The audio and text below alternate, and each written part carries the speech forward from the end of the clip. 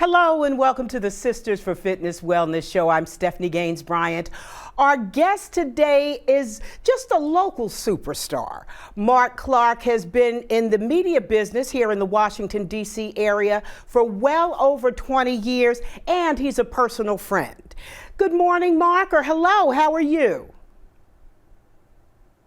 Good morning, Stephanie. How are you? Doing well, doing well. Well, Marc, I invited you to do the show today because I've talked many times over the years about women and weight loss and how they have a certain body image if they're dealing with weight issues, and just the weight journey, the ups and downs, that whole roller coaster ride of gaining and losing weight. So I brought you on to talk about your journey and how you've been dealing with this for decades, and what finally got you to lose the weight and keep it off. So first, welcome, and let's hear your story. Well, thank you so much, Stephanie. And you know, it is cool, the fact that you've known me for so long. You remembered when I had muscles and I was in good shape. You remember the old me. And you remember, yes. And but I think it's important, Stephanie, because I think you said the difference between men and women. I do think that there is something there because, again, you remember when I looked a certain way. And I think where women struggle with the body image, and I think society puts all this pressure on women about their body and weight. I think there is pressure for men, but it's different because I think that guy that you knew back in the day, as I gained weight over the years, I think I still saw that guy, you know, even though I was 100 pounds heavier, 150 pounds heavier.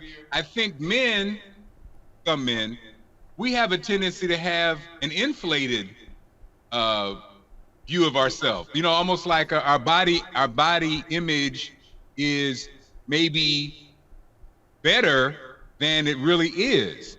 And, you know, throughout the years, I was on every diet. I lost and gained weight. And then recently, last year in April, I had the weight loss surgery. So I've lost over 100 something pounds. But Stephanie, I think there's a couple dynamics with men that it's different. And you know, and really, again, since you've known me the whole time. So number one, I think that guy you saw back then was proud of his body and looked a certain way. As I gained weight, I think I still had that same swagger in my mind, and I didn't even see myself how I actually looked, you know? And I think men, unlike women, sadly, society, the rules are different. You know, my beautiful wife, Allison, when we got together, I remember, Stephanie, two things that stand out. When we were in St. Louis, I was probably 60, 70 pounds heavier than back when we met in Charleston. And so one of the people that used to be in that market, a guy who was a television guy, when it was announced that me and Allison were engaged, she works in television, I worked on the radio. When he saw us, he said to Allison, "Man, Marc has really let himself go." Wow. And so it was like, so again, I think just like the different rules, like you would never say that to a woman, hopefully, but you know, but who would even say that to anybody? But anyway, he said that to my face and to my future wife. And then another thing about weight that stood out was, Allison hates this story, a young lady that she worked with that I knew very well, when she said, yes, she said, "Girl, I heard you're engaged to Marc Clarke." And she said, "Yes, I am." She said, "But he's fat." And so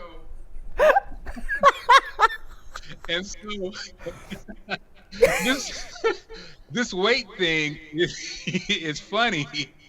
It's funny because, again, people were that blunt with it and how they navigated it when it came to, I think, how they approach men and women are differently.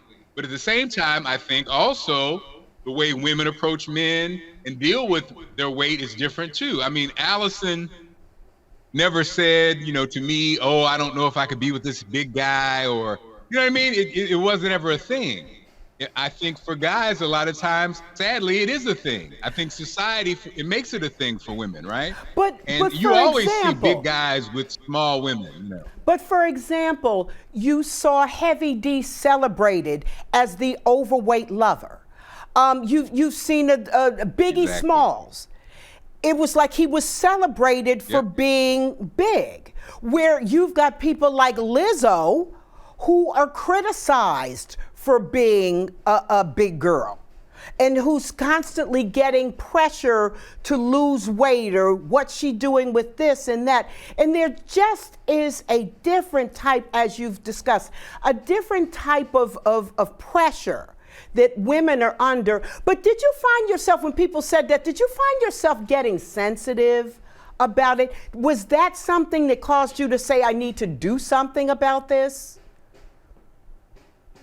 Well, the funny part, Stephanie, and you know me, you know, I always have been active. You know, I've always been working out. I've always been doing something in regard to fitness. So I think what happened, Stephanie, I really wasn't hypersensitive, because I think even though I gained this weight, I was still in the gym. You know, I was still active. I never felt like, it didn't feel like I had this fall off, like I was super in shape and then I'm out of shape. You know what I mean? And it probably in some ways worked against me, because as I gained this weight, I continued to be super active. And like I said originally, I don't think I really saw myself. You know what I mean? I really don't think I saw myself. And I think because I didn't physically feel bad, I was like, okay, I'm okay. But I wasn't. You know, I was really obese. You know, I was really, you know, so when I started in 2020, this reinventing Marc Clarke, it was after I got let go at a radio station, WHUR, and I was my father-in-law had passed away, my mother had passed away. I got let go from this job, and so I think at that moment, and I was heavier than I'd ever been at 372 pounds. That was the first time I think I was like, yo, you got to get control of this. Up to that point, I was yo-yoing, you know, lose 40, gain 50. Lose 40, gain 60. You know what I mean? It was like I was in this thing, but again, I didn't feel bad, but I didn't like how I looked. But like you said, not all the way. When I say I didn't like how I looked, my wife always still joked that I thought I was cute. That's one of her jokes, but you know, you think you cute. And you know, but Stephanie, the crazy part is, so I start the Reinventing Marc Clarke journey. I get on the treadmill every day, 7:15, and I give this motivational message. And again, I'm 370 something pounds. I'm sweating. I'm starting the process. And then in April of 2021, I decided to have the weight loss surgery. And so now when I see myself, how I looked back then, now I can finally see myself for what I was, Stephanie. I really wasn't seeing how big I looked. I really wasn't seeing myself. And I think, back to men versus women, I think it's the opposite for women. I think women are very conscious of how they look, and sometimes their self-image, even if they're perfect, they still have a bad self-image. You know what I mean? I need to lose weight, or I gotta do my chin, or da da da da. I think men are almost the opposite, at least in my experience. I did not see what everybody else was seeing. Well, Marc, to the what was point your of when I saw, relationship? you know, on Facebook. What was your relationship with food? What were you eating, or were you eating a lot of stuff you weren't supposed to be eating? Were you eating well? Because I know sometimes, I've had this discussion with a lot of people too, a lot of times it's the way your body processes food. For example, with me, I'm insulin resistant. I'm a diabetic. So the way my body processes food is different from a person who is not diabetic. I gain weight very easily, and it's hard to lose. So what was your relationship with food? Did you find yourself eating what you weren't supposed to be eating? Or even if you ate well, you still had a hard time taking it off? What was your relationship in that area? So I think Stephanie, my relationship with food, and being someone who has been in media a long time, I think that the lifestyle was a big contributor. So I'll go down the timeline. You know, So when we were in Charleston, I was, it's the sun, it's beautiful. So I'm out there. I was living with my childhood friend. We're competitive. He's in the Navy. So we're running, we're lifting, we're competing with each other, and I'm in an environment where I went to the beach every day. I was very active, and then, radio is one of those things where, so you do mornings, and so you may have a chef coming in and do breakfast when you have guests and stuff like that. So I think the lifestyle always had a big influence on my weight, So when I went to St. Louis, I'm in my 20s. I was heavier than I was in Charleston because I wasn't quite as active, but I was still working out. I was still, again, I always was in the gym, but like you said, the thing that the factors was, were we having breakfast every morning, catered? Was I'm making a little bit more money? Was I eating out more often than I normally would? Was I at the club having wings at night? The lifestyle, I noticed, really influenced me.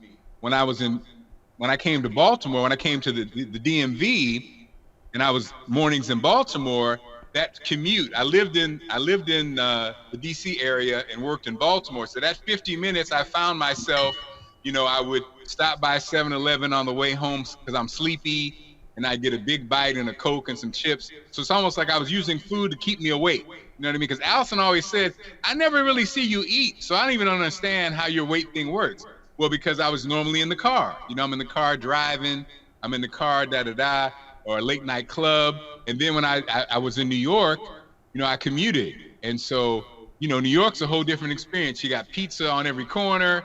I was walking a lot. So in one phase, I was in good shape because I was getting over 10,000 steps in. Then when I moved to a different place, I wasn't walking as much.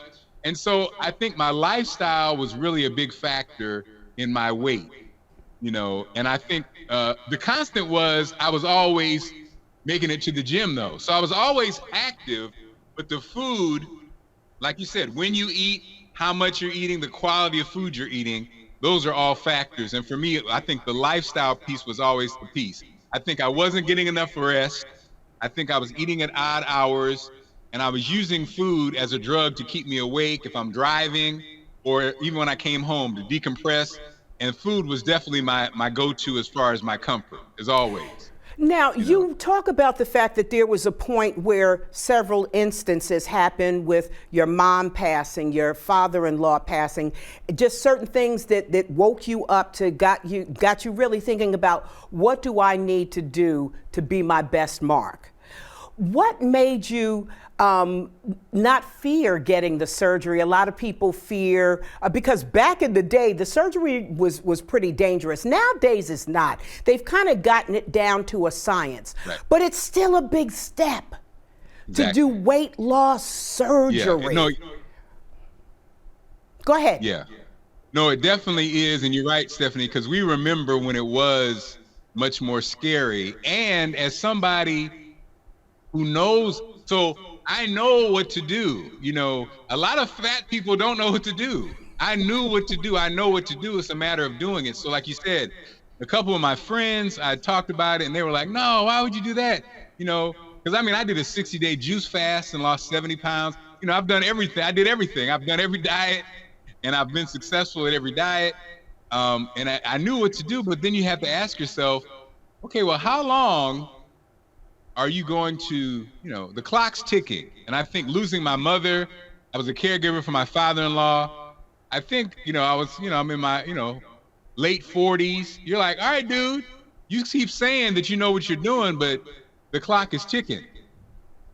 And so I think I finally was like, you know what? It's time. And that was it.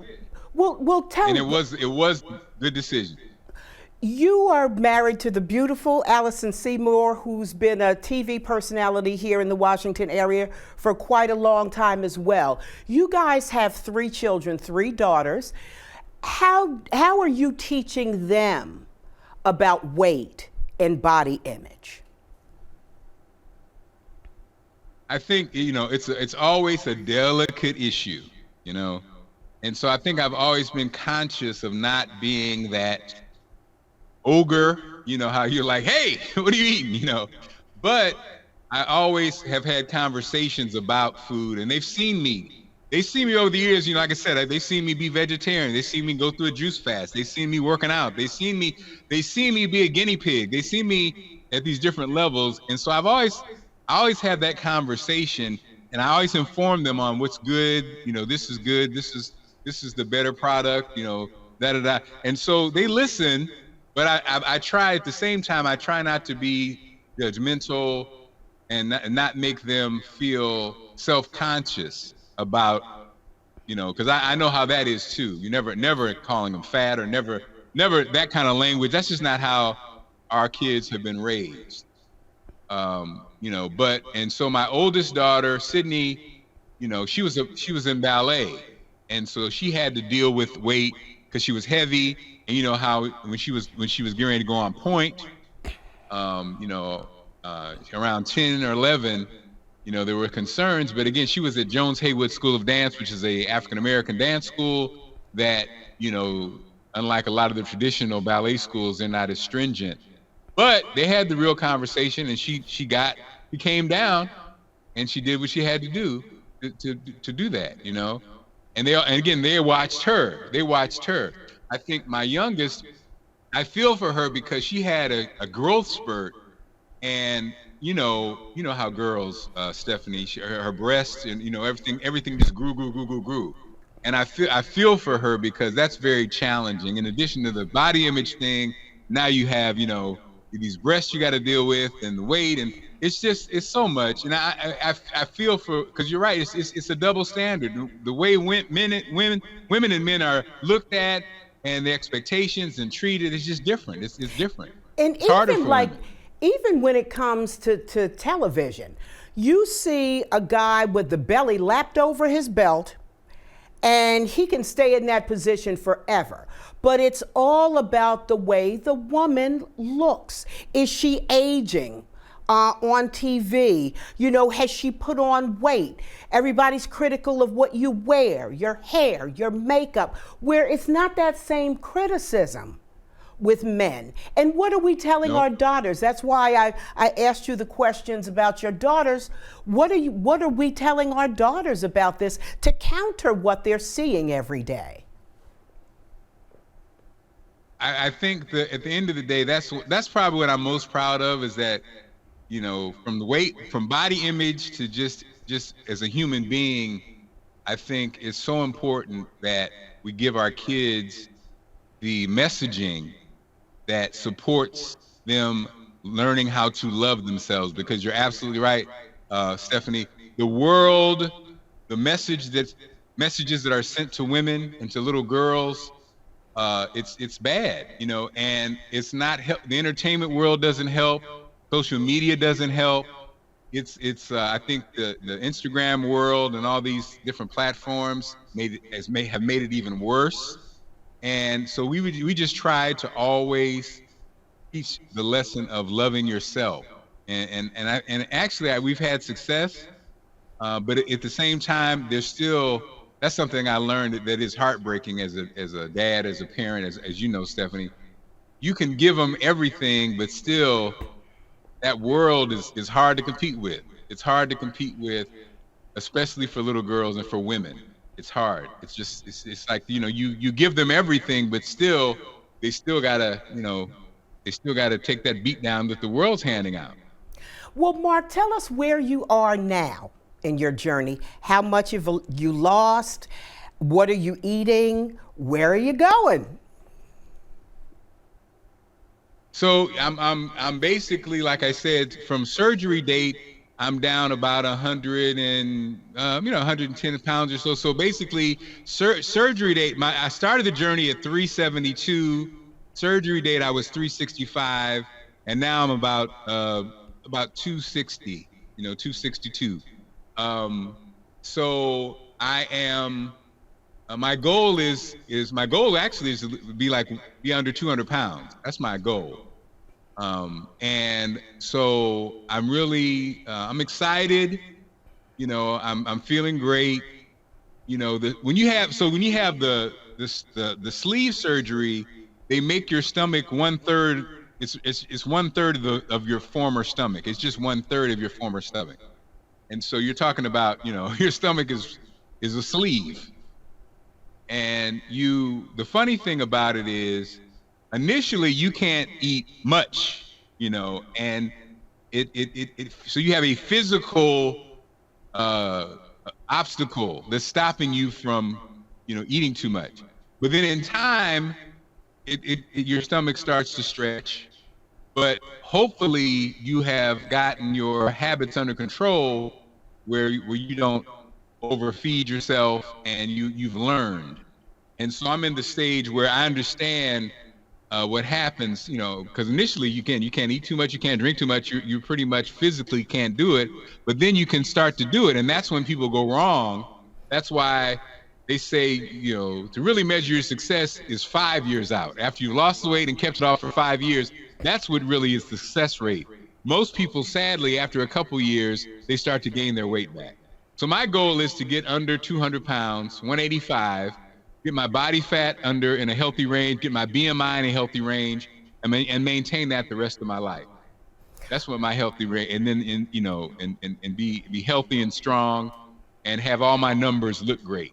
What does a typical day look like for Marc Clarke? What does your day look like as far as when you wake up, when you exercise? What are you eating? What are you doing? What is the key to getting below 200?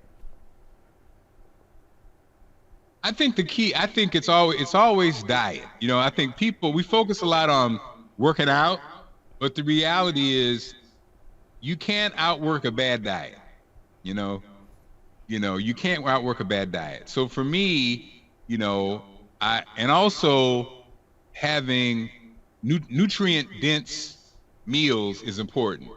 So, I start off the day with a smoothie, with greens, with greens in it. So, and like you said, a system. So my regimen is, I have my regimen.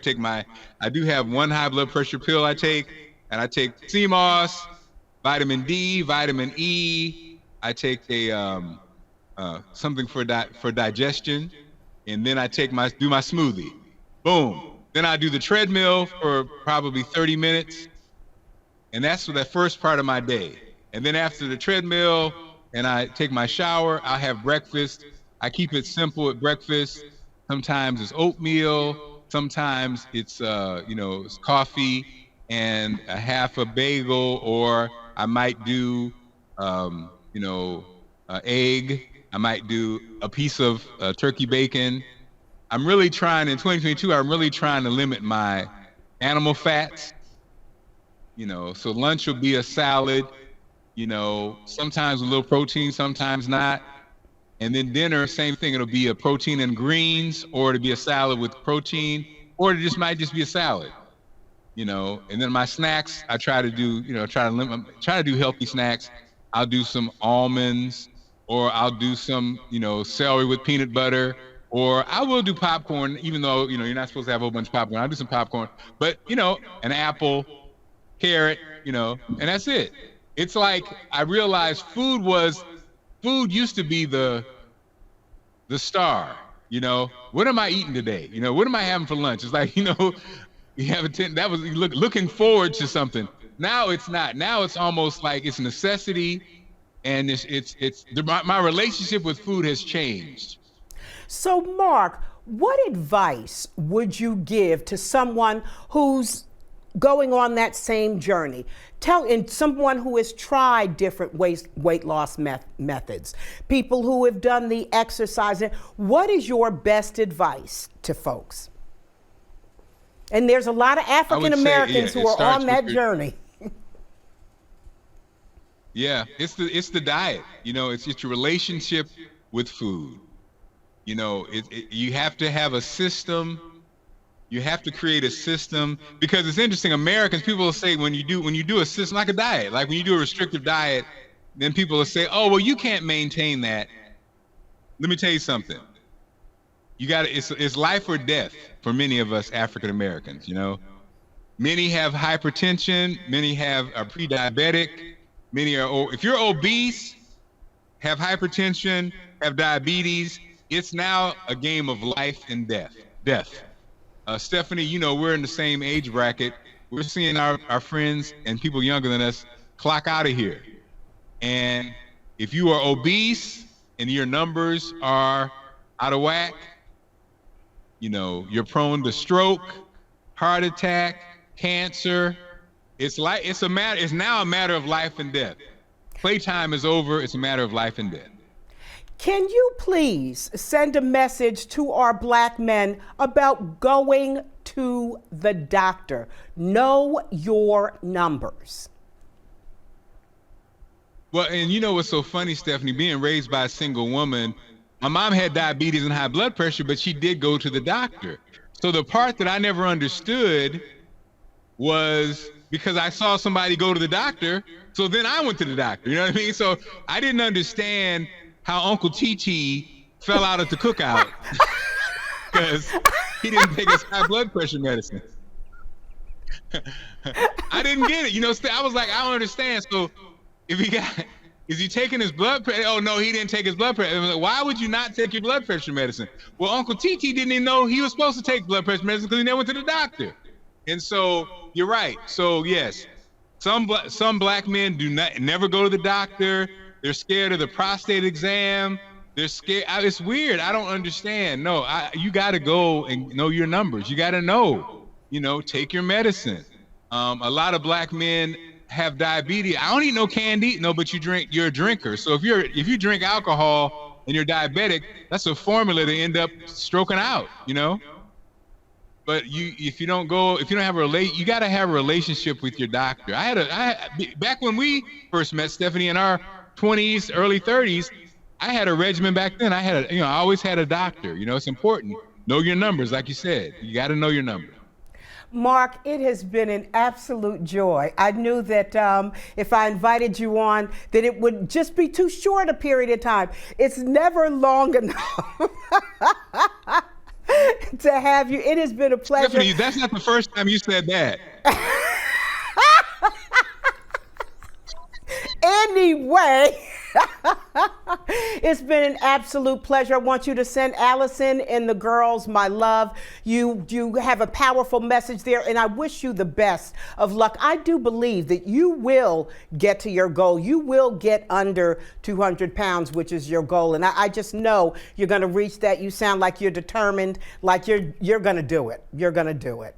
Thank you, Marc, for joining me. Well, Stephanie, thank you. You've always been you've always been the best, Stephanie. Thank you for having me. All right, you've been watching the Sisters for Fitness Wellness Show. I'm Stephanie Gaines-Bryant. Have a great day.